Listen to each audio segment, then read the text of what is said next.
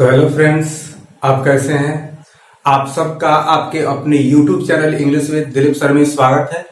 तो दोस्तों, आज का जो हमारा सेशन है यह आपके ही पोइट्री पे आधारित है और जिसका नाम है now the leaves are falling fast. तो हमेशा के भांति हम now the leaves are falling fast के जो रचनाकार हैं W.H. ऑडेन, इनका पूरा नाम हुआ विंस्टन ह्यू ऑडेन, उनके बारे में थोड़ा सा इंट्रोडक्शन देखेंगे। तो चलिए दोस्तों, वीडियो को शुरू करते हैं। और वीडियो को शुरू करने से पहले यदि अभी तक आप अपने चैनल को सब्सक्राइब नहीं किए हैं तो चैनल को सब्सक्राइब कीजिए और बेल आइकन को भी प्रेस कीजिए ताकि मैं कोई भी न्यू वीडियो अपलोड करूं तो वो सबसे पहले आप तक पहुंचे। तो चलिए दोस्तों, देखते हैं अपने चैप्टर को। चैप्टर का नाम है आपका now the leaves are falling fast. दोस्तों याद रखिए, जो आपके चैप्टर के रचनाकार होते हैं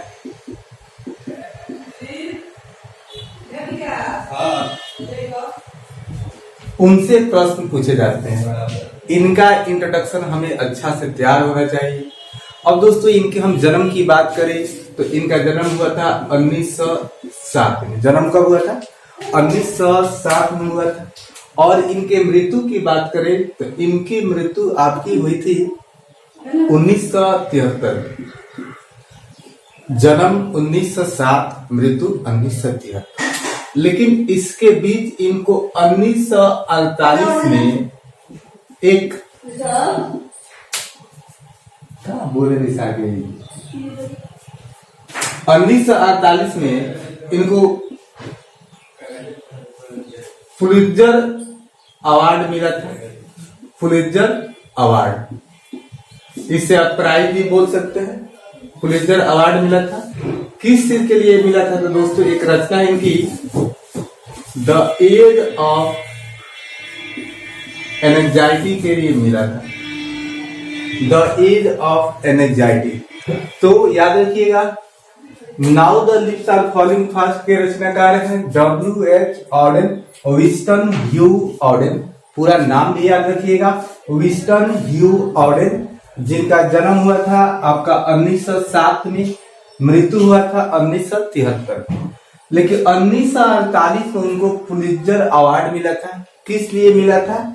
वो मिला था आपका द एज ऑफ एंजाइटी के लिए मिला था। और दोस्तों, इसी द एज ऑफ एंजाइटी से यह now the leaves are falling fast कविता लिया गया है। इसी एंजाइटी से now the leaves are falling fast कविता लिया गया है। दोस्तों, यदि हम इस एज ऑफ एंजाइटी की बात करें तो ये अमेरिकन फेज की रचना है। यह अमेरिकन फेज की रचना है क्योंकि आप जानते हैं कि जो हमारे राइटर हैं जिनका नाम है W.H. Auden, Wystan Hugh Odean, इनका जन्म तो बेशक हुआ था इंग्लैंड में 1907 में, लेकिन 1939 में वह इंग्लैंड को हमेशा के लिए छोड़ देते हैं और चले जाते हैं यूएस में, अमेरिका में जाकर बस जाते हैं। तो इसलिए इनके रचनाओं को हम दो हिस्सों में बांट सकते हैं।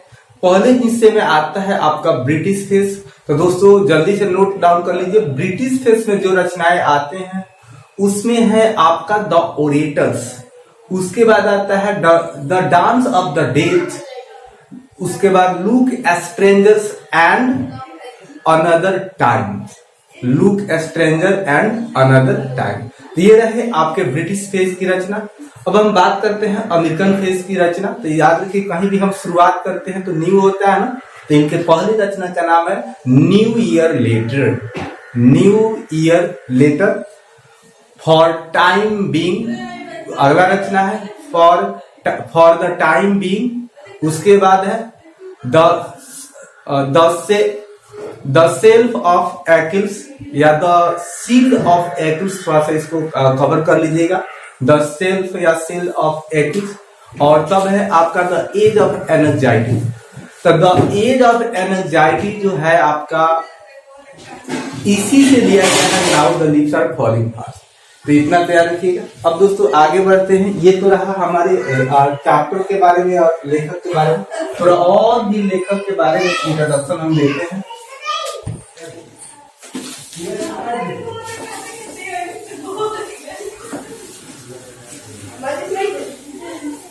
अब जो आपके WH ऑडेन है ना, WH ऑडेन, यह एक versatile intellectual vigorous poet, dramatist भी बोल सकते हैं। He was a versatile intellectual. तो यह क्या थे आपके, वर्सटाइल थे, विगरस थे और एक intellectual. He was a versatile, यहाँ पे versatile and intellectual, versatile and intellectual vigorous poet. अब दोस्तों विगरस मीन्स क्या होता है? विगरस मीन्स होता है एक तेजस्वीवान, माने एक मतलब तेजस्वी कवि आप बोल सकते हैं। क्या बोल सकते हैं? तेजस्वी कवि बोल सकते हैं, विगरस पोएट। तो ये थे आपके विगरस पोएट, एक बहुत ही तेजस्वी कवि थे। इनको हम क्या बोल सकते हैं? वर्स ड्रामेटिस्ट भी बोल सकते हैं, वर्स ड्रामेटिस्ट, क्रिटिक, एडिटर। तब क्या क्या थे? यह एक विगरस पोएट थे, वर्स ड्रामेटिस्ट, क्रिटिक, एडिटर और ये क्या थे? ट्रांसलेटर भी थे। क्या थे आपके? And translator. तो ये आपके ट्रांसलेटर थे। अब इनके लिए जो पोएट्री के बारे में कहा जाए तो poetry to him was a serious game. Poetry to him was a serious game. तो याद रखिएगा दोस्तों, WH ऑडेन साहब के लिए जो पोएट्री थी ना, वह इनके लिए एक सीरियस गेम थी। अब दोस्तों इनके रचना में जो रुचि है उसको भी हम दो भागों में बांट सकते हैं। अब एक शुरुआती जो दोस्तों जल्दी से देख लीजिए,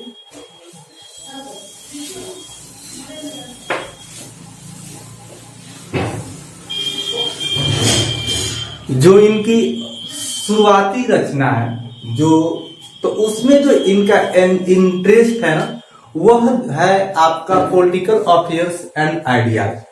तो फर्स्ट फेज में शुरुआत में इनका जो था वो तो क्या था? Political affairs and ideas. तो सबसे पहले लिखे थे इनकी जो कविताएं थी वह पॉलिटिकल अफेयर्स और विचारों पर आधारित। लेकिन इनकी जो बाद की रचनाएं होती हैं वो क्या हो जाते हैं? क्रिश्चियन हो जाती है और मोर पर्सनल बात की होती है।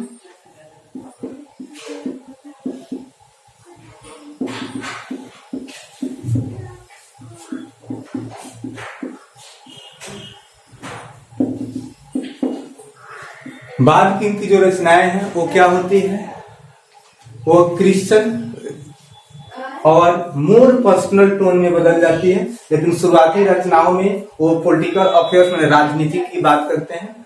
तो दोस्तों आगे बढ़ने से पहले ये जो कविता है आपका now the leaves are falling fast, यह हमें मानवीय जीवन में व्याप्त, यहाँ पे एक आपका लाइन है जो इंट्रोडक्शन है, थोड़ा अच्छा से देखिएगा। Now the leaves are falling fast. Enacts the frustration inherent in human life.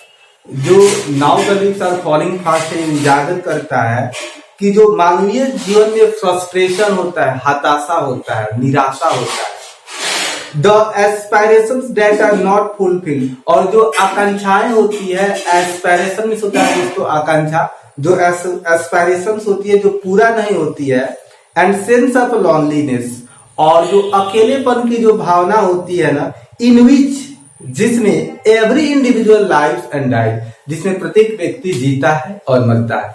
तो यह कविता है जो हम मानवीय जीवन में हताशा है, निराशा है, दुख है, चिंता है और जो आकांक्षाएं मनुष्य के जीवन में पूरा नहीं होती है, उसमें मनुष्य जीता है और मरता है, उसी के बारे में इनेक्ट कर रहा है, प्रस्तुत कर रहा है, हमें बता रहा है। तो ये जो हम लोग कविता पढ़ेंगे, now the leaves are falling fast, ये हमारे लाइफ के ऊपर ही है। इसलिए यह जो पोएट्री है, अब यह जो पोएम है हमारे लिए बहुत ही इंपॉर्टेंट है। तो दोस्तों इसलिए आप इस सेशन को अंत तक देखिएगा। इसमें लाइफ से संबंधित कुछ ऐसे मैसेज आएंगे हमारे लिए जो हमारे जीने के तरीका को बदल सकते हैं, चेंज कर सकते हैं। तो चलिए दोस्तों, अब हम अपने पोएम की तरफ बढ़ेंगे और देखेंगे कौन कौन सी लाइन्स हमारे लिए इम्पोर्टेंट है, कैसे उनको हम प्रिपेयर करेंगे। तो चलिए दोस्तों देखते हैं अपने कविता के लाइन्स को। पहला जो पैराग्राफ है आपका, पहला जो स्टेंजा है, इसमें लेखक बात कर रहे हैं, देखते हैं किस चीज की बात कर रहे हैं। लिखा है कि now the leaves are falling fast. तो कविता का क्या नाम है दोस्तों? Now the leaves are falling fast. इसके रचनाकार हैं W.H. Auden, Wystan Hugh Odean का जन्म 1907 और मृत्यु 1973 में हुआ था और इन्हें 1948 में पुलित्जर प्राइज मिला था, याद रखिएगा। तो कविता का नाम है।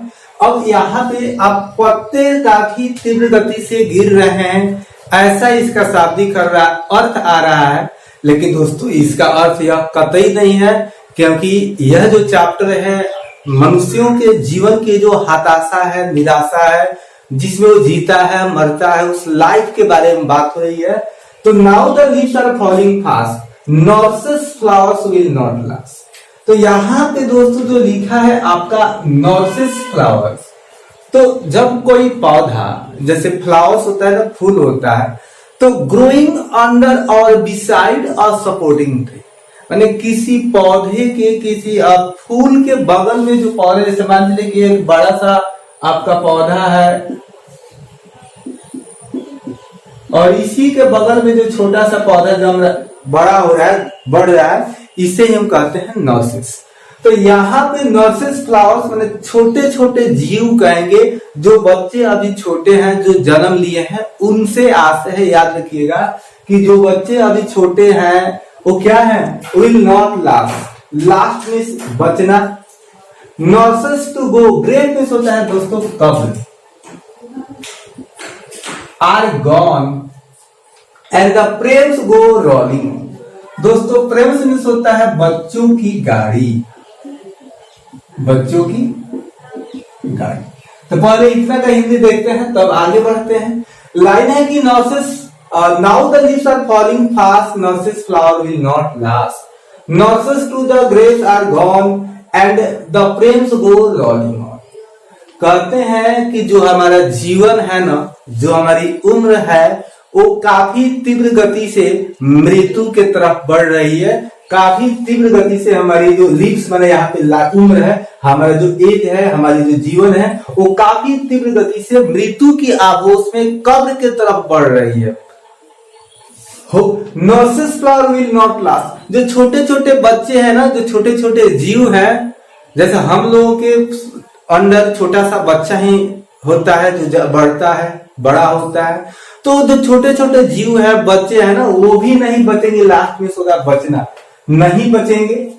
Not last, nurses to graves are gone. बहुत से जो जीव है ना, छोटे छोटे जीव, वो क्या हुए? तीव्र गति से बड़ा हुए और कब्र में चले गए। तो हम लोग बढ़ते हैं कि छोटे होते हैं, सोचने वाली बात है। हम बड़े नहीं होते, हम हर पल, हर दिन, हर घड़ी छोटे होते हैं। तो जो छोटे छोटे जीव है ना, वो बहुत पहले से कब्र में जा चुके हैं। ग्रेव्स आर गॉन, ये क्या होगा? कब्र। नॉर्सेस टू ग्रेव्स, टू डायरेक्शन को शो करता है दोस्त, वो कब्र में जा चुके हैं। तो बहुत से जो बच्चे थे वो बड़े हुए, युवा हुए, वृद्ध हुए और मर गए। आज वो कब्र में है और होगा क्या? And the prams go rolling on. और जो बच्चों की छोटी छोटी गाड़ियां है ना, मतलब जो बिल्कुल आज के जन्मे हुए बच्चे हैं, छोटे छोटे जो बच्चे हैं ना, वो भी कहाँ जा रहे हैं? वो भी कब्र के तरफ ही जा रहे हैं। रोलिंग, रोल मीन्स होता है लुढ़कना। तो रोलिंग ऑन, लुढ़कते हुए जो हमारी जो ये गाड़ी क्या है, हमारी जो जीवन रूपी यात्रा शुरू होती है। हम एक जब बच्चे हैं, बड़े होते हैं, तो जिस यात्रा पे चलते हैं वो धीरे धीरे लुढ़कते हुए कहाँ जा रहा है? एक कब्र में जा रहा है, मृत्यु की आभोश में जा रहा है। तो दोस्तों एक बात याद रखिए, किसी भी कविता का एडजेक्ट हिंदी कुछ नहीं होता है। कविता का थीम, कविता का भाव आप जो समझे, जो उसका मेन थीम है उसी के आसपास होता है। तो जीवन जो है वो काफी तीव्र गति से मृत्यु की तरफ बढ़ रही है और बहुत से जो बच्चे हैं, छोटी छोटी गाड़ियां हैं, वो पहले ही मृत्यु के आहोश में कब्र में जा चुकी है। तो दोस्तों दूसरे स्टैंडर्ड की तरफ बढ़ते हैं और यहाँ है कि अब देखिए कैसे हम चले जाते हैं इतनी जल्दी मृत्यु की आहोश में। कहते हैं लेखक कि whispering neighbours left and right. तो ये जब जो आपका वर्ड है विस्परिंग नेबर्स, इसका मिस होता है एजेंट्स और मैसेंजर्स ऑफ डेथ, यमराज। आप जानते होंगे कि जब आदमी मरता है तो ऐसी का मतलब अवधारणा है, मानना है कि यमराज आते हैं और हमें ले जाते हैं, फरिश्ता आते हैं, ले जाते हैं। तो विस्परिंग नेबर्स मिस होता है यमराज, मृत्यु के सौदागर। तो लेखक कहते हैं कि वे जो मृत्यु के सौदागर है ना, यमराज है ना, वो हमारे लेफ्ट राइट है, आगे पीछे है, दाएं बाएं है। कब किसकी मृत्यु हो जाए कोई नहीं जानता है। कोई कहीं जा रहा है, एक्सीडेंट हो सकता है, कुछ भी हो सकता है किसी के साथ। तो कब किसकी मृत्यु हो जाए यह कोई नहीं जानता है, क्योंकि जो मैसेंजर ऑफ डेथ है, नेबर्स, विस्परिंग नेबर्स है, वो हमारे क्या है, अगल बगल है। तो याद रखिएगा ये वर्ड काफी इंपॉर्टेंट है। विस्परिंग नेबर्स मिस होता है मैसेंजर ऑफ डेथ या एजेंट्स ऑफ डेथ, यमराज, मृत्यु के सौदागर। प्लॉक अस फ्रॉम रियल डिलाइट।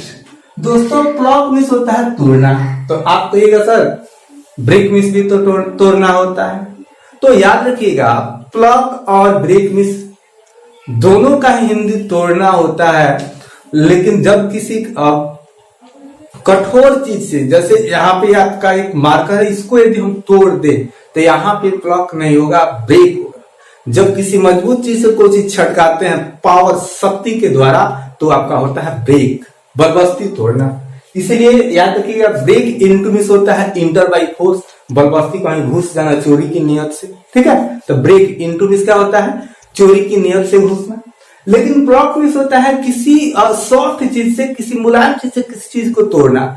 जैसे माली फूल को तोड़ता है तो थोड़ी जाता है कि पूरे पौधे को पकड़ लेता है, उखाड़ पखाड़ देता है, नहीं, वो आराम से फूल को तोड़ लेता है। तो जिस चीज को आप परिहीन सलीका से, एक तरीका से आराम से तोड़ते हैं उसे हम क्या बोलते हैं, प्लॉक बोलते हैं। तो प्लॉक मिस क्या होगा दोस्तों, तोड़ना। तो मुझे उम्मीद है कि आपको वर्ड भी याद हो रहे हैं। From us real delight. Real miss दोस्तों होता है वास्तविक। अब डिलाइट मिस क्या होता है, आनंद, खुशी, प्रसन्नता, आनंद, खुशी। रियल मिस होता है आपका वास्तविक। And the active hands, active miss क्या होता है, सक्रिय, क्रिया से, जो अभी हमारा हाथ क्या है, एक्टिव है, चल रहा है। मस्ट फ्रीज, फ्रीज मिस क्या होता है, जम, मैंने बिल्कुल कठोर हो जाना। लॉन्गली, ऑन द सेपरेट,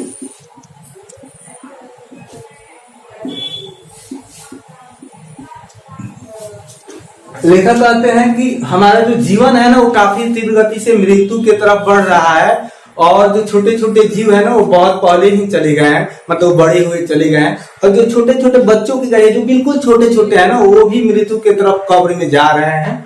होता है क्या कि जो विस्परिंग नेबर्स होते हैं, एजेंट्स, मैसेंजर ऑफ डेथ होते हैं, जो यमराज होते हैं, वो हमारे आगे दाएं बाएं होते हैं और हमें क्या करते हैं, प्लॉक अस, हमें तोड़ देते हैं, हमें अलग कर देते हैं, हमें जीवन की वास्तविक खुशियों से। देखिए दोस्तों, दुनिया का कोई भी इंसान मरना नहीं चाहता है। वो अपने माता पिता, अपने परिवार, अपने भाई बंधु के साथ खुश होता है, लेकिन यमराज होते हैं जो उसे उसके जिंदगी की वास्तविक खुशियों से तोड़ देते हैं, उसको लेकर चले जाते हैं। और होता क्या है, जब वो मर चला जाता है तो एंड द एक्टिव हैंड्स, जो हमारा सक्रिय, जो क्रियाशील हैंड्स है, वो क्या हो जाते हैं, जम जाते हैं। बिल्कुल आदमी के मरने के बाद उसका जो हैंड्स होते हैं, बॉडी का जो पार्ट होता है, बिल्कुल जम जाता है, फ्रीज हो जाता है। वही बात समझाना चाहते हैं, वो कहाँ जमता है इसकी भी चर्चा याद रखिएगा। लॉन्गली ऑन द सेपरेट नीज, जब आदमी मरता है तो उसके घुटनों के पास उसका हाथ कर दिया जाता है, जैसे तब उसको दफनाया जाता है या जलाया जाता है। तो उसके घुटनों के पास वो हाथ जो होता है बिल्कुल जम जाता है, वहीं पे हाथ रहता है। अब देखिए बॉडी का कोई हिस्सा दिखाना हो तो आप प्रेपोजिशन ऑन का प्रयोग कीजिएगा। बॉडी का कोई हिस्सा दिखाना हो, जैसे कोई चीज दिखाना है आपको, जैसे ऑन द स्क्रीन, तो ऑन का प्रयोग करेंगे। जैसे आप बोर्ड पे कुछ लिखा है तो ऑन द बोर्ड। तो जब हम सरफेस का कोई चीज दिखाते हैं तो यहाँ पे आपका ऑन प्रीपोजिशन आया है। तो दोस्तों उम्मीद करते हैं कि आपको वीडियो अच्छा लग रहा होगा, तो प्लीज लाइक कीजिए, चैनल को सब्सक्राइब कीजिए और ज्यादा से ज्यादा शेयर कीजिए। तो चलिए दोस्तों अब इसके आगे की कुछ लाइन्स को हम लेंगे जो आपके लिए काफी इंपॉर्टेंट है, रोचक है। तो चलिए दोस्तों आगे बढ़ते हैं और आगे की कुछ लाइनों को लेते हैं। अगला जो आपका पैराग्राफ है कि dead in hundreds at the back follow wooden in our trek, arms raised steeply to reprove informs attitudes of love। तो जो ये पैराग्राफ है लेखक के हमें जीवन की कुछ और बातों को बताते हैं। Dead in hundred eight the back, back means पीछे, फॉलो मीन्स होता है पीछे चलना, वुडन मीन्स होता है आपका लकड़ी का, ट्रेक मिस होता है आपका पटरी या रास्ता भी बोल सकते हैं, आर्च मिस होता है बाहें, रेज मिस उठाना या उठना, स्टीपली कठिनता से, एडवांस टू रिप्रूव, यहां पे रिप्रूव मिस है आपका दोष देना, दोष लगाना या देना, इनफॉल्स झूठा, एटीट्यूड्स मैंने मीन्स होता है आपका दृष्टिकोण, एटीट्यूड मीन्स होता है आपका दृष्टिकोण ऑफ लव। तो चलिए देखते हैं इसके हिंदी मीनिंग को। लेखक कहते हैं कि dead in hundreds at the back follow wooden in our track. Track means क्या होता है? रास्ता, पटरी। तो दोस्तों हमारे जीवन की पटरी क्या है? हम जिस रास्ते पे चल रहे हैं, हमारा जो जिंदगी है ना, इस रास्ते पर पहले से ही सैकड़ों लोग मृत पड़े। ऐसा बात नहीं कि इस दुनिया में, इस संसार में लोग मरते नहीं है, मरते हैं। हम जिस रास्ते पे चल रहे हैं, इस रास्ते पे पहले से सैकड़ों लोग मृत पड़े हैं, पहले से ही सैकड़ों लोग मृत पड़े हैं। कैसे? फॉलो वुडन, वो जो लकड़ी का ताबूत होता है, जो जब कोई व्यक्ति मरता है तो उसको एक बॉक्से में बंद किया जाता है, उससे आप बोल सकते हैं लकड़ी का ताबूत। विदेशों में ऐसे ही कोई मरता है तो उसको बॉक्से में बंद कर दिया जाता है। तो उसका अनुसरण करते हुए सैकड़ों लोग हमारे जो रास्ते पे चल रहे हैं पहले से ही मृत पड़े हैं। इसीलिए जो क्या होता है कि आज steeply to reprove the in false attitudes of love, प्रेम का जो झूठा दृष्टिकोण है, तरीका है ना, इसको गलत साबित करने के लिए हमारे हाथ जो है बड़ी कठिनाई से उठते हैं। तो जब हम मरते हैं, जब हमें कोई दुख होता है तो हम किसको याद करते हैं? तो गॉड को याद करते हैं। तो लेखक कहते हैं कि बड़ी ही कठिनाई से हमारी जो ये हाथें हैं ना, बाहें हैं ना, ये उस गॉड के प्रति उठती है कि उसका जो प्रेम है हम लोगों के साथ ना, वो सब झूठा है। क्यों झूठा है? कि जब हम अपने जीवन में वास्तविक खुशियों में जी रहे होते हैं तो हमें तोड़ देता है, अपने पास बुला लेता है और हमें मतलब हमारी मृत्यु हो जाती है। इसीलिए ईश्वर का प्रेम है ना, वो क्या है? झूठा है, फॉल्स है। तो उसके लिए, उसके गॉड पे दोष लगाने के लिए बड़ी ही कठिनाई से उठता है। आगे बढ़ते हैं। Starving through the leafless would, starve means होता है भूख से मरना। तो स्टार्विंग मीन्स आपका हो जाएगा भूख मरी। Through the leafless would, leaf means होता है दोस्तों पत्ता। लीफ मीन्स क्या होता है? पत्ता होता है। लेस जब किसी शब्द में लग जाए तो बुझेगा नहीं। तो लीफलेस मीन्स होगा आपका पत्ती विहीन, इसे हम पर्ण विहीन भी बोल सकते हैं। और वुड मीन्स होता है दोस्तों जंगल। तो सोचिए कि जब किसी जंगल में पत्तियां ही नहीं हो तो सारे पौधों का क्या हाल होगा। तो किसी भी पौधे पर आपका फल नहीं मिलेगा, कंदमूल नहीं मिलेगा। तो उस जंगल में जितने भी जीव होंगे ना, उनके लिए क्या शुरू हो जाएगा? स्टार्वेशन शुरू हो जाएगा, भुखमरी शुरू हो जाएगा। सारे जीव वहां के भूख से मरने लगेंगे, तो ट्रॉल्स जो होंगे ना दोस्तों, यहाँ पे एक वर्ड है, इसको आप याद कर लीजिएगा।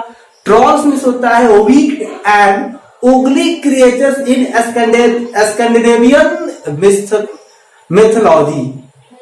तो स्कैंडिनेवियन मेथोलॉजी में, स्कैंडिनेवियन दंत कथाओं में कुछ जीव की चर्चा की गई है, तो वहां पे हम इसको बोलते हैं दुष्ट प्राणी। तो जो दुष्ट प्राणी है, जो दुष्ट जीव होते हैं ना,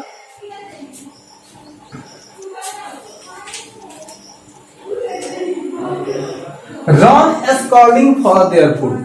तो क्या करते हैं ऐसे दोस्तों, स्कॉल्ड में होता है डांटना किसी को, तो जंगल में अपने भोजन के लिए दौड़ते हैं, इधर उधर चीखते हैं, डांटते हैं, चिल्लाते हैं, चारों तरफ भोजन के लिए जंगल में दौड़ते हैं। लेकिन पत्ते जो है ना, जो वृक्ष है, पौधे हैं, वो क्या है, फलविहीन है, तो इसीलिए क्या है, वो लोग सारे जीव भूख से मरते हैं। अब होगा क्या कि एंड नाइटिंगेल इज डम। डम में होता है गूंगा। डम मिस क्या होता है दोस्तों, डम मिस होता है आपका गूंगा। तो जो जीव, अब जब ये कंडीशन हो जाता है, तो जो नाइटिंगेल होती है, जो बुलबुल होती है, हमेशा ही जो चहचहाती है, हमेशा ही गीत गाती है, जो लोगों को एंटरटेन करती है, वो भी गूंगी हो जाती है, वो भी शांत पड़ जाती है। और होता है and angel will not come. जब ऐसी कंडीशन होती है, तो जो देवदूत होता है, जो फरिश्ता होता है ना, एंजल होता है ना, वो भी नहीं आता है। किनको, हम सभी को बचाने के लिए, जो लोग भूख से वहां पे मर रहे होते इस दुनिया में। अर्थात हर इंसान को निश्चित ही मरना है। हम जिस रास्ते पे चल रहे हैं उसमें लोग मरते हैं। आप जिंदा क्या रहता है, आपके कारनामे याद रहते हैं, आपकी यादें रहते हैं। तो जीवन की जो हताशा है, निराशा है, उसी की लेखक बात कर रहे हैं। तो चलिए दोस्तों आगे बढ़ते हैं और आगे के पैराग्राफ्स को लेते हैं। तो चलिए दोस्तों इस पोएम के आखिरी स्टेंजा को लेते हैं। इसमें है आपका कि cold impossible ahead list the mountains lovely head whose white waterfall could bless the travelers in their last distance। तो दोस्तों कोल्ड मिस होता है ठंडी, इम्पॉसिबल, इम्पॉसिबल असंभव, अहेड मिस होता है आगे।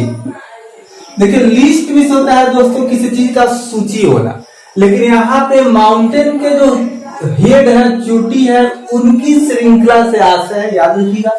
माउंटेन मिस होता है आपका पर्वत, लवली मिस प्यारा, हेड मिस चोटी, हुज जिसका व्हाइट वाटरफॉल मिस यहाँ पे होगा झरना। तो यहाँ पे आप याद रखिएगा वाटरफॉल कैसा है कविता में, तो व्हाइट वाटरफॉल ऐसे आप याद रखते हैं, पानी जो गिरता है वो क्या होता है, व्हाइट ही होता है। कुड ब्लेस, ब्लेस मिस होता है दोस्तों आशीर्वाद देना, यहाँ पे बचाने का सेंस है। ट्रेवलर्स मीन्स यात्री, यहाँ पे यात्री कौन है, लोग, पीपल है। इन देयर लास्ट डिस्ट्रेस, याद रखिएगा ये वर्ड इंपॉर्टेंट है आपके लिए। लास्ट डिस्ट्रेस में होगा एंड ऑफ लाइफ। क्या होगा, end of life. End of life means death, मृत्यु। इसे हम बोल सकते हैं आपका क्या, मृत्यु। तो याद रखिएगा लेखक कहते हैं कि आगे की जो जीवन है ना, आगे की जो यात्रा है ना, वो बहुत ही कठिन है, बहुत ही असंभव है। कैसे, कोल्ड इम्पॉसिबल अहेड, अभी पूरा भूखमरी है, कंडीशन खराब है। तो आगे है ना कि जो पर्वत है ना, वो क्या है, उनकी जो चोटियां हैं। तो cold impossible ahead list the mountains lovely head, वो जो आगे पर्वत दिखाई दे रही है ना, उसकी जो चोटियां है ना, बहुत ही ठंडी है, बहुत ही ऊंची है। इसके जो यात्रा है, चढ़ाई है ना, वो बहुत ही कठिन है। खुद white waterfall could bless travellers in their last distress. तो जो अब मरने वाले लोग हैं, जो मृत पड़े हैं, अब उन्हें जो बचा सकता है, जो आशीर्वाद उन्हें दे सकता है, उन पर्वतों की जो व्हाइट वाटरफॉल है, उन पर्वतों की जो झरने की पानी यहाँ पे आ रही है ना, वही बचा सकती है इन यात्रियों को, इन लोगों को उनके अंतिम यात्रा में, उनके मृत्यु में वही बचा सकती है। तो दोस्तों इस प्रकार से आपका पोएम ये कवर हुआ, समाप्त हुआ। तो चलिए दोस्तों, अब हम आज यही पे सेशन को समाप्त करते हैं। और अभी तक वीडियो को लाइक नहीं किया तो प्लीज लाइक कर दीजिए, और चैनल पे नए हैं तो सब्सक्राइब कीजिए, और वीडियो को ज्यादा से ज्यादा शेयर कीजिए। और शाम 8:30 बजे हमेशा ही आप अपने लाइव सेशन में, लाइव डिस्कशन में जुड़िए, ताकि आपके जितने भी ऑब्जेक्टिव्स होंगे वो आपको याद रहेंगे। उसमें हम लोग ग्रामर और बुक, वर्ड्स तीनों ही चीज को अच्छे से कवर कर लेंगे, जो आपके परीक्षा में बहुत ही अहम रोल देगा, अहम रोल होगा, योगदान होगा। तो चलिए दोस्तों, आज के लिए इतना ही। आपका दिन